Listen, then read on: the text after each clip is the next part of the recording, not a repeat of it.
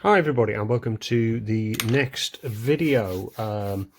This one requested by my friend Lee, wanted to know how to do white cloth. Now white cloth, it's kind of one of the really difficult ones to try and pull off. Unfortunately I found a way of doing it that isn't going to take absolutely ages. There are video tutorials out there if you're looking at getting up to the standard of winning competitions and really taking it to the top level. There are plenty of ones out there. What I'm going to show you today, this isn't the finished product, by the way. What I'm going to show you today is just a way of getting it so it looks good and it's not going to take all day. All right, so I'm going to show you what to do. So first thing is get your model. This one, it's a what's the new word for high elves? Lumineth Shadow Warriors. And what I've done is I've undercoated this black, then Wraithbone Zenithal, and then white Zenithal. If you don't want to faff about, that is quite a lot of faffing about, to be fair. You'll get a pretty similar effect if you just undercoat it either Wraithbone or white. Okay, so paints that you are going to need. You're going to need Apothecary White, contrast paint from Games Workshop, and you're going to need any just plain white. I'm going to use Vallejo for this today. I find that it's got a bit more solid coverage than the Games Workshop ones, but any white this will work with. First thing you do is Apothecary White. It tends to get, I don't know if you can see in the bottom there, tends to get a lot of sediment in the bottom. You get the best coverage if you shake it until that sediment is gone. You'll find that a lot easier to get rid of if you put a ball bearing in with your contrast paint. Makes it easier to shake. So let's shake away. And I'm not going to make you watch all this. Hello again. Right, I've shaken that for a few minutes. About 90%, 99% of it has gone from the bottom. You see it's all kind of more of a uniform colour there. What we're going to do, I'm going to pop this lady onto this. And we'll start painting. So we're going to use for this you need decent sized brush here, Rosemary & Co. Size 4. Just something that's going to get you good coverage. Added advantage with this is it does keep a really nice point at the top.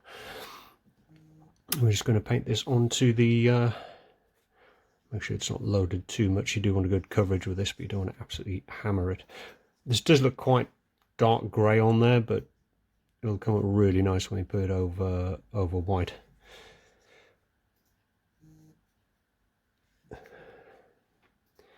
Okay, and we're just going to apply this all over the cloak area. As ever with contrasts, if you get it onto, if you get on another part of the model, you can always coat back over with a bit of Wraithbone or a bit of white. You'll notice at the bottom of the cloak there's a patch of stronger white showing there. I noticed that, like an idiot, I'd put a thumbprint all over that small part of the cloak. So I've just put a patch of white on there. It's showing up quite strongly now, but by the time we're done, I've done a couple of highlights.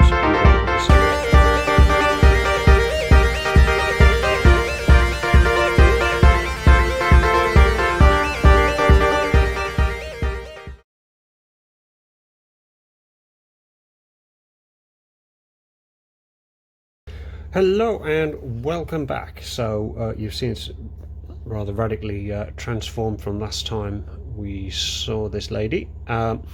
What I've done is I've just gone back and all the videos I've done previously. So how to do metal. So we've got some gold and silver on there. Highlight with some shader with some Agrax. We've got the face and eyes done.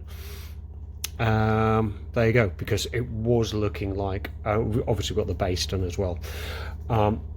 It was looking rather like you know, some white on some other white, you couldn't really pick up the contrast on there. So just to show how the other techniques can really start bringing a miniature together. What we're going to do now is we're going to use some white. I'm using Vallejo.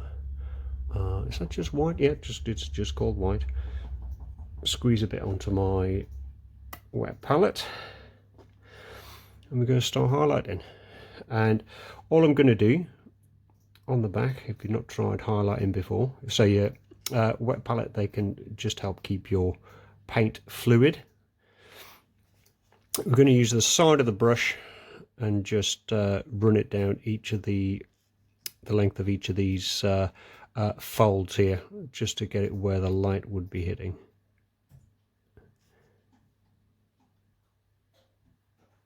Okay.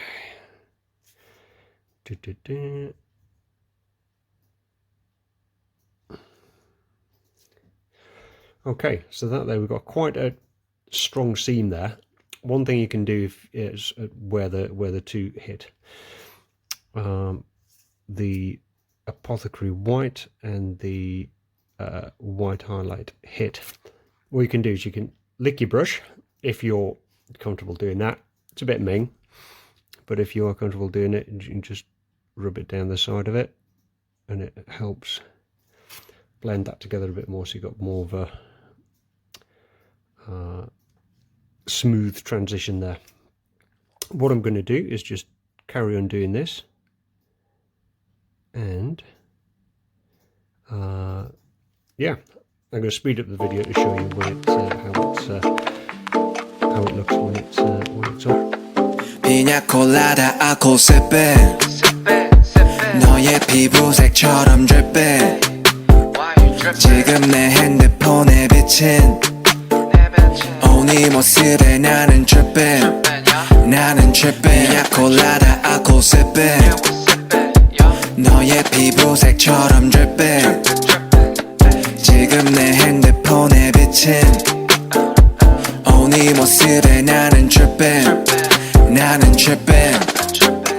Yellow pina colada 말고는 헤네시의 콜라타 우리 창은 너무나 달라 머리부터 발끝까지 힙한 스타일 너는 좀 단정한 애 같아 나를 만나고서 달라져 힙한 말 둘을 따라하는 게 cute like pie.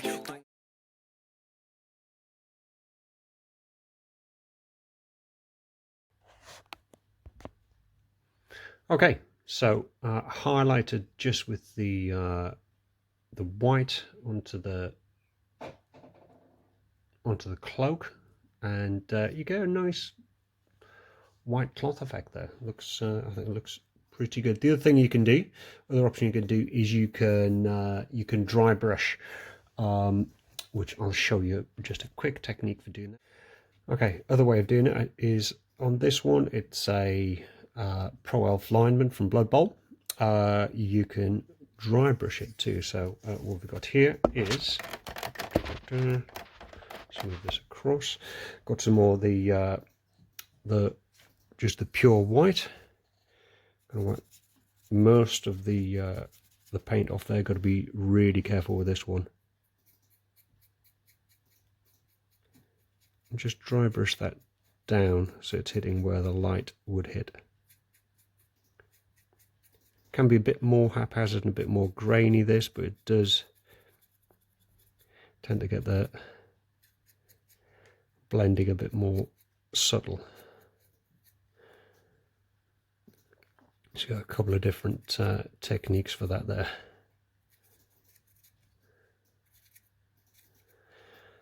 All right, and for example, on a finished model, that's what I've done on this one, so you can see what it looks like when you got the rest of the model painted on there. Okay, so for doing your white, you've got two different things you can do. So undercoat white, use your Apothecary White contrast paint, and then either highlight the raised bits on the cloth, or you can dry brush and get you some nice effect. Again, there are ways you can do that will take you longer, but if you want to get your white cloth done and dusted, looking good on your unit, looking good from a couple of feet away. That's the way that I would do that. Okay, thanks. Final thing that I'm just going to do, well, I'm not going to do in this video, is I'm going to use this model to really demonstrate how to do a couple of other effects in videos upcoming. So I'm going to show how to do blonde hair, how to do bone on the skull on the base, how to do a bit of stone on the stone that she's standing on, and then whatever color decide to do the gloves and the boots in there, but should turn out pretty nice. All right, cheers. So after doing that dry brushing on the Pro Elf, I just want to see what it would look like doing a bit of a dry brush over the top to blend things in a little bit. So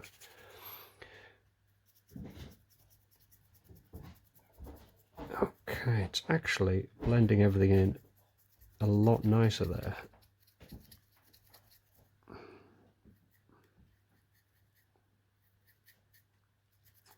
Yeah, so we're getting fewer of those really strong transition lines. So it just shows you can use a couple of different techniques, and it's really not taken long to do that.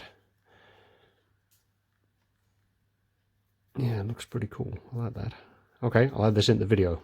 If it didn't work, I wasn't going to add this in. All right, fab. See you guys later.